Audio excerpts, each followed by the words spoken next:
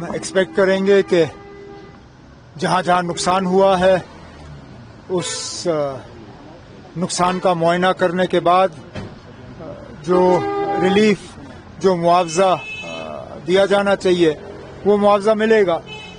यहाँ तरह तरह के नुकसान का हमें सामना करना पड़ा है।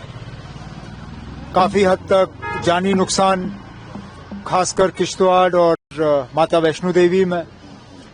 उसके बाद माली नुकसान, मकान, दुकान, सरकारी स्ट्रक्चर, उन्हें भी नुकसान हुआ है। और खासकर इन दिनों में हम देख रहे हैं फसल को बहुत नुकसान हुआ है, एग्रीकल्चर, हॉर्टिकल्चर दोनों। और बदकिस्मती से लगातार इतने दिन हाईवे बंद रहने का नतीजा ये रहा कि जहां मेवे का नुकसान बारिश से नहीं हुआ, वहां अब ट्रकों में सामान सड़ रहा है। अब जब कॉम्पनसेशन की बात आएगी तो उन लोगों को भी कॉम्पनसेट करना होगा जिनका हार्वेस्टेड फ्रूट जो है वो ट्रकों में सड़ गया है। हमारी कोशिश है और मैं दोबारा मरकजी रेल मिनिस्टर साहब से गुजारिश करूंगा कि ट्रैक हमारा खुला है, 2-4 अगर स्पेशल ट्रेन यहां से चलें जिससे कि जरूरी सामान जम्मू से हम कश्मीर पहुंचा पाएं और खासकर यहां से मेवा जो है हम निकाल पाएं, तो मुझे लगता है थोड़ी सी राहत लोगों को मिलेगी। लेकिन हम तो यही उम्मीद करेंगे कि जितना हमें नुकसान हुआ है उस नुकसान का हमें मुआवजा मिले। अब क्या किया उसने पीएसए के लायक, मेरी समझ में नहीं आता ना। अब इतना सख्त कानून आखिर किया क्या बताएं?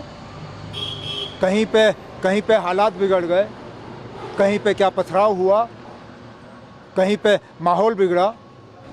उल्टा जिन लोगों ने यहाँ माहौल बिगाड़ा, जिन लोगों ने हमारे मजहबी जज्बातों के साथ खिलवाड़ किया, जिन लोगों ने हजरत बल में जो है माहौल बिगाड़ा, वहाँ पे तो कुछ नहीं।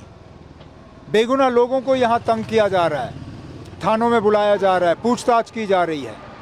लेकिन जिन्होंने हमारे मजहबी जज्बातों के साथ खिलवाड़ किया उनके खिलाफ कोई कार्रवाई नहीं।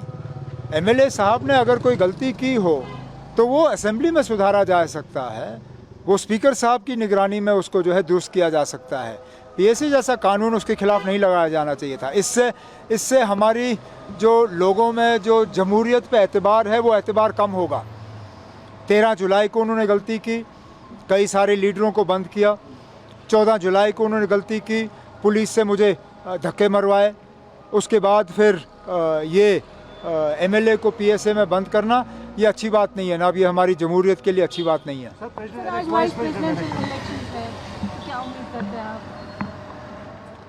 इसमें उम्मीद की क्या बात है ना। अब हम वोट डालेंगे और फिर देखते हैं नतीजा क्या निकलेगा, और क्या कर सकते हैं। इसमें हमारे वोट तो सिर्फ कम ही हैं, क्योंकि समझ में नहीं आता 10 महीने होने जा रहे हैं हमारे असेंबली के इलेक्शंस को, 11 महीने लगभग। हमारे राज्यसभा की सीटें आज खाली क्यों हैं? हमारे 4 वोट और होते, हमारी और आवाज़ वहाँ पे मजबूत होती, हम बात कर पाते। वहाँ जो एमपी को सीडीएफ मिलता है, एमपी लैड्स का पैसा, वो यहाँ पे इस्तेमाल हो जाता। समझ में नहीं आता मरकज़ और इलेक्शन कमीशन वाले किस चीज़ का हमसे बदला ले रहे हैं कि हमारे राज्यसभा के इलेक्शन नहीं हो रहे हैं। हमारे कम ही वोट हैं लोकसभा में, लेकिन चलिए हम अपना वोट डाल देंगे वहाँ पे। For more of such videos do like, share and subscribe to ET Now Swadesh।